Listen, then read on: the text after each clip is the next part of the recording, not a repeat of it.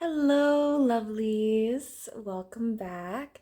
Today we're going to be talking about playwriting. So grab a snack and get cozy. Okay, so as you may or may not know, I'm a playwright. I wrote a musical called The Untold Myth of Medusa, the musical part one, and I produced it in the Minnesota Fringe Festival last year, which, if you would like to see that, that is down below. But we're not going to talk about that today. Today, we're going to be talking about a second musical that I'm writing.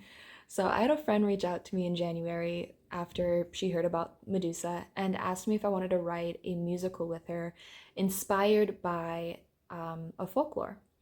So we got together, we did some brainstorming, we wrote down a big, like, master list of all of the folk tales that we thought were sparkly, that kind of had light fire within us, inspired us, we thought were interesting, we wanted to explore more of.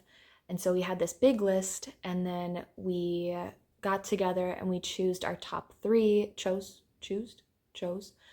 our top three, and then we settled on The Witch of Fife. The Witch of Fife is a folk tale from Scotland, and so we're going to use that as inspiration for our musical. Right now in the process, we have finalized our outline. The outline still needs some work. We are at the process, we're allowing people to look at it and see what we need to improve on, what we should add, what we should subtract. And so, one of the things that we're worried about is having too many main characters. And because there's so many main characters, it kind of makes the conflict or the climax um, less than, not as obvious. And so that's one of our concerns. And then the other one is that right in the original story, the villain is a priest. And with the way that our story is going, we're worried that if we have the priest as the villain, it'll come off as anti-religion, which is what not the objective here.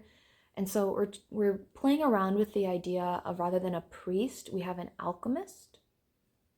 And so if you think we should do an alchemist rather than a priest, go ahead and leave a comment down below. I'd love to hear your ideas on if it'd be better to have an alchemist or if we should leave it as the priest to be closer to the original story.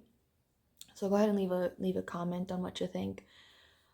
So those are the two big things that we're working through right now. We're at the point where I can start writing, and so I'm gonna start working on the script in the next coming weeks. To prepare, we made the outline. That's the first thing to prepare. And then the second thing is that I made a Pinterest board. I love Pinterest. I think I need to go to, like, Pinterest Anonymous, like addictors, like Anonymous or whatever, because I love Pinterest. I use it, I think, every day. I'm on Pinterest at least once. Whether it's getting a recipe or getting inspiration for something, or I'm just bored. Like, I am on Pinterest every single day. So whenever I'm writing, I make a Pinterest board for whatever I'm writing about. So I made a special Pinterest board for this. And then I'm also going to make a Spotify playlist for songs that inspire me, songs that I want to take inspiration from for our musical. So things that, I hope that makes sense, like the difference between the two. So I'm going to make a Spotify playlist to listen to while I write. And then, yeah, that's where we're at. I'm going to start writing. I am the details person. My co-author, co-writer, she's more of like the big picture. She likes looking at making sure we're hitting the overarching plot. Yeah, that's what it's called.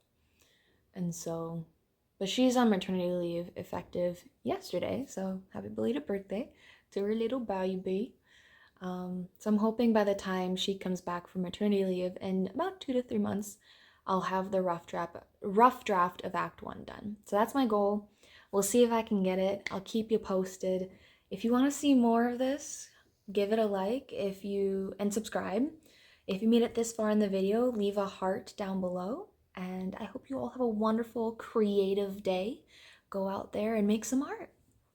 Bye.